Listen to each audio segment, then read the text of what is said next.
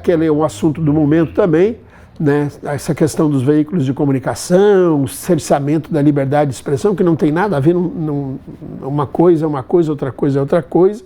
E o ministro Luiz Roberto Barroso, inclusive, ele disse que só pode haver punição da má-fé, né? Isso sim. Vamos lá, roda aí, por favor. A decisão do Supremo Tribunal Federal de responsabilizar empresas jornalísticas por entrevistas está causando muita insegurança, segundo o ministro aposentado Marco Aurélio.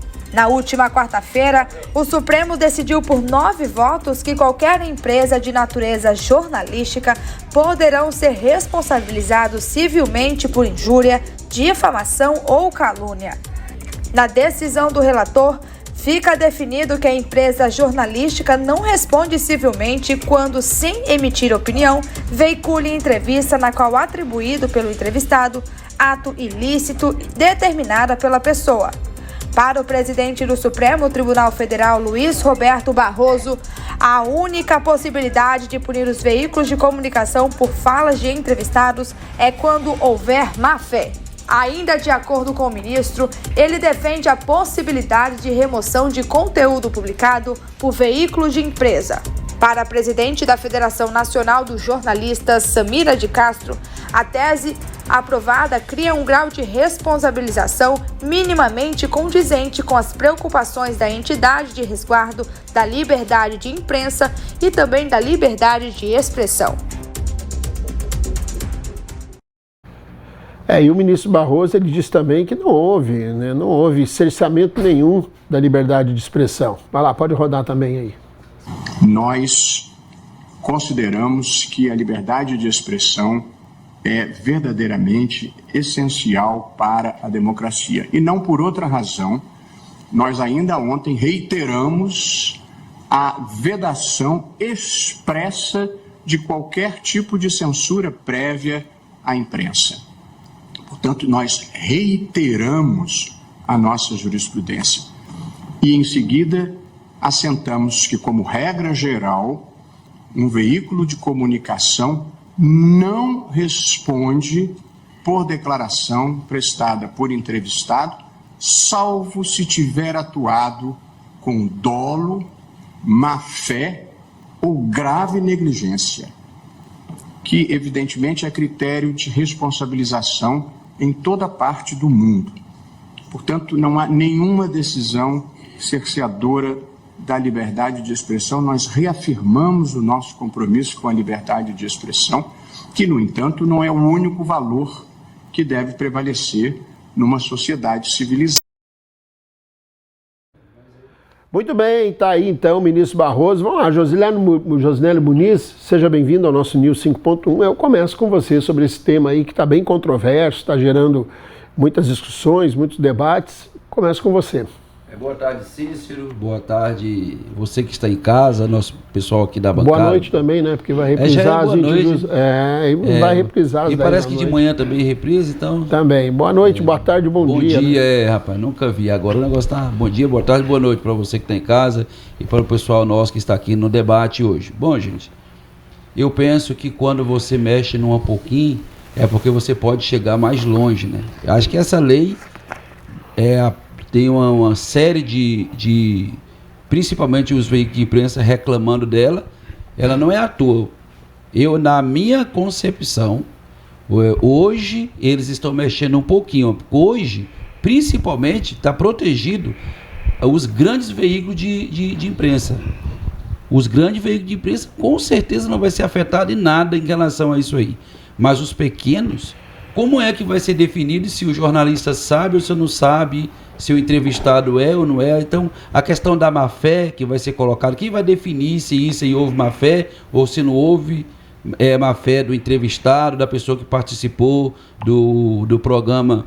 Então, é preciso se avaliar, porque principalmente a imprensa independente é que vai penar com isso aí. A grande mídia, você pode ter certeza que está guardado e protegido. Mas a mídia independente, os repórteres independentes, jornalistas independentes, que tem seus podcasts, esses aí, eles estão na berlinda.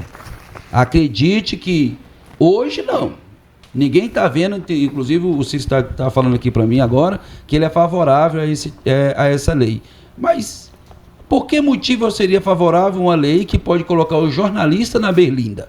Por que eu tenho que ser favorável com uma lei que, se por acaso o jornalista está agindo de má fé, em conluio com o entrevistado, já existe lei que pode punir ele? Por que tem que surgir agora decisões que vêm direto do Supremo para enquadrar de fato? É preciso que seja avaliado hoje, porque infelizmente nós estamos caminhando aí para um país autoritário. Muito bem, Alexandre Porto, seja bem-vindo ao nosso News 5.1, sua vez de comentar esse tema aí. Olá, Cícero. Colega aqui à direita, Josélio Muniz, Arnaldo, Chico Holanda. Meu abraço especial ao pessoal da técnica, o pessoal lá da recepção que sempre nos atende muito bem. Em especial meu cumprimento a você que está aí na sua casa, no seu trabalho, então pelas ondas da internet, mundo afora, pelas redes sociais. Eu vejo duas situações aí. Primeiro, se olhar os caracteres, STF definiu regras. Quem deveria definir regras é o Congresso. Função de legislar é do Congresso, não é do STF. O STF tem outra função, mais uma vez está tentando atropelar. É bonito o discurso do ministro. O discurso está bonito. Agora, na prática, nesses últimos anos, o que nós vimos foi algo bem diferente. Se pegarmos o episódio que teve em janeiro, dia 8 de janeiro, e comparar com o 2017, que quebraram um monte de coisa lá, você pode ver que tem um tratamento muito diferente. Né? Eu sou daquela opinião, eu sou contra a censura. Até porque cada um é responsável pelo seu CPF. Eu estou aqui, à minha esquerda, o Cícero, que é um jornalista que eu respeito, apesar de ser colorado, que é um defeito absurdo que ele tem, mas eu já fui entrevistado pelo Cícero, ele já falou a meu respeito num passado recente. Eu nunca vi nada de errado. Agora, quem fala errado, quem fala em verdade, aquela pessoa que se sentir ofendida tem direito de acionar juridicamente. Então não vejo problema nenhum. Isso é uma desculpa para a gente começar a ter o quê? Cerceado o direito de falar. Cerceado a tal da liberdade que a gente ainda tem. Não tão, né, segura, mas ainda temos. Então me preocupa quando eu vejo, quando eu ouço alguém comentar, principalmente um ministro da Suprema Corte. É uma pena, mas me preocupa isso sim, Cícero. Muito bem. Chico Holanda, sua vez. Seja bem-vindo ao nosso News 5.1. Boa tarde, boa noite, Cícero. Aqui, o único da esquerda que tem coragem de aparecer aqui, o Buiú. O meu amigo Porto aqui, Josinelli aqui. A senhora e o senhor que nos acompanha, toda a técnica da Remo. Bem, esse tema ontem mesmo eu disse sobre ele, hoje já vi algum ministro já com a fala ameno, e é o que o Josinelli falou. A questão toda era e é realmente para ser uma coisa tranquila. O problema todo é que, infelizmente, a Suprema Corte, como o Alexandre falou agora há pouco mesmo, primeiro já está legislando uma coisa que seria por parte do Congresso. Mas isso já está sendo muito normal, da maneira como o Lula fala, que é uma democracia relativa, e aí também o STF também tem uma democracia relativa, em que pesa diferente. Tá? Que se a regra fosse, tá, um peso, a mesma medida, tá, com o mesmo peso, ou seja, o problema é todo que há regras, quando a gente vê, quando é qualquer coisa da esquerda, dorme nos berços plenos, lá das gavetas dos ministros, até muitas vezes prescrever, ou então eles achar uma alternativa para inocentar aquela pessoa. Quando é da direita, eles conseguem fazer o julgamento, correr o processo em um ano. Tá? É um ano. Você vê aí os processos, lá agora meio da Maceió, do governador que foi eleito, ninguém veio falar. Tá? Ninguém veio falar. Mas em outros locais onde é da direita, a coisa anda rápido. Então, isso aí, para mim, é uma armadilha. Tá? Se fosse para funcionar igual, tá, para todos, para a grande emissora, porque aí tem uma grande emissora que o ano passado fez tantas narrativas e eu nunca vi ninguém chegar e dizer, vai responder. Agora tentaram até tirar do ar, cercear o direito de uma outra emissora só porque ela falava a verdade, levava as críticas, e fizeram de tudo, e tiveram que ficar quietinho, tiveram que tirar diversos editores, jornalistas, para poder se manter, tá? Ainda viva no ar. Plataformas digitais, quantas pessoas aí, tem aquele jornalista que está foragido nos Estados Unidos, ou seja, as perseguições que nós temos aí para um lado e para o outro não, é isso que é o grande perigo, criar essa norma e aí só valer para um lado. Quando se falar alguma coisa da esquerda, aí a emissora vai ser penalizada. Chico, o inverso. Você quer ver um exemplo que eu tenho aqui de jornalismo sério? Jornal O Globo, do dia 8 de março de 2023, 17h55. Amizade de Bolsonaro com o ditador anticristão. G1, 28 de novembro de 2023, meia-noite e 20. Lula tem reunião nesta terça-feira com o príncipe herdeiro da Arábia Saudita. Coincidentemente, olha só o ditador anticristão e o príncipe da Arábia Saudita são são a mesma pessoa. Só que, é isso que eu digo, esse que não dá para aceitar, porque sabemos que não há uma lisura, não há uma definição igualitária. Tá? Nós precisávamos termos na Suprema Corte ministro que não tenha tendência política partidária, de cor, de raça, ministro que não queira legislar, que não queira ser executivo, ou então ele se candidate a governador, a prefeito, a deputado, a senador, para poder fazer. Mas, infelizmente, a democracia relativa, conforme a Vossa Excelência, o presidente Lula, disse, e aí acompanhado também pela Suprema Corte, como também a democracia relativa aonde eles entendem que é para ser pesada, de um lado, se usando todo o peso da lei, e do outro, as benesses, as brechas da lei, ou às vezes rasgando e passando por cima da Constituição Federal. Arnaldo, seja bem-vindo ao News 5.1, sua vez. Cumprimentar todos os telespectadores, em especial os nossos velhinhos. Cumprimentar o Lucinélio,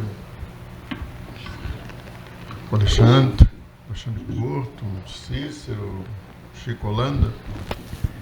E sendo coerente com aquilo que eu disse ontem, né, praticamente quase que o mesmo assunto, só com um enfoque diferente, porque a fala agora do ministro Barroso, eu não entendo de forma alguma porque tanta choradeira. É muita choradeira dessa direita. Eles até agora não tiraram o luto da peia que levaram e começam a chorar. E eles começam a discutir essas decisões do Supremo como se fosse política partidária. Isso não é verdade. A lei, quando ela é feita para todos. Independente de ideologia partidária, de religião, de segmento ideológico, segmento político, cunho social, a lei é feita para todos. Jornalista, nós temos diversos tipos de jornalistas.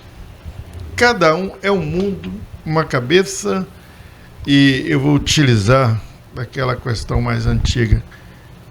E cada um é uma caneta diferente. Cada um tem um estilo de escrever. Né? Cada um segue uma corrente. Tem uns que têm uma corrente mais branda, tem outros que têm uma corrente mais ativa, tem outros que é moderado, mais estável. E tem aqueles que são mentirosos mesmo, tipo Alexandre Garcia. Né?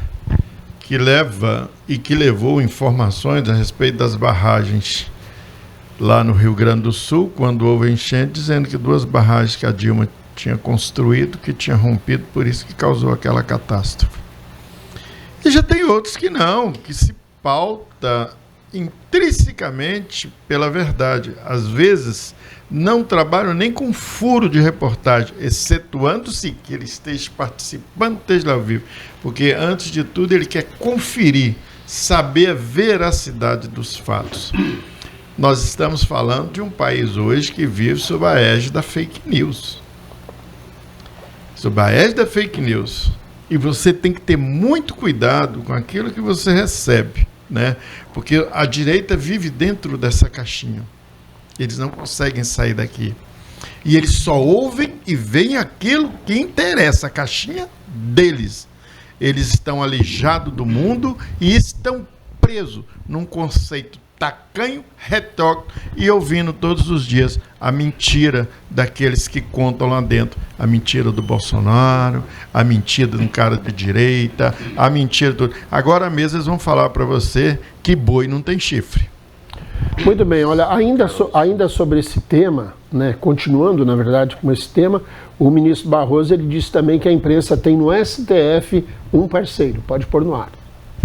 A questão da retirada de notícia, antigamente os jornais de um dia embrulhavam o peixe no dia seguinte, portanto, ele deixava de ser uma fonte de informação falsa. Porém, hoje em dia, a informação pode permanecer perenemente na internet, como lembrou o ministro Cristiano Zanin ao propor este acréscimo. E, portanto, se alguém tiver sido falsamente acusado de ter sido condenado por pedofilia, se não for possível remover aquela notícia, ficará para todo sempre uma informação falsa e que pode comprometer a vida daquela pessoa em todas as suas atividades, inclusive na sua vida pessoal, na sua relação com a sua família. Portanto, em nome do Supremo Tribunal Federal, de todos os colegas cujo pensamento conheço e porque convivemos aqui, nós reiteramos a nossa crença na importância da liberdade de expressão, reiteramos a vedação à censura e a não responsabilização de veículo por declaração de terceiro, salvo comportamento doloso, que é a intenção de causar mal a alguém, ou grossa negligência. Portanto, gostaria de prestar esse esclarecimento, porque a imprensa continua a ter no Supremo Tribunal Federal um parceiro. E na democracia brasileira, que nós conseguimos fazer prevalecer em meio a muitos ataques, penso que o Supremo, a sociedade civil e a imprensa tiveram um papel decisivo e, portanto, nós confiamos e apoiamos a imprensa profissional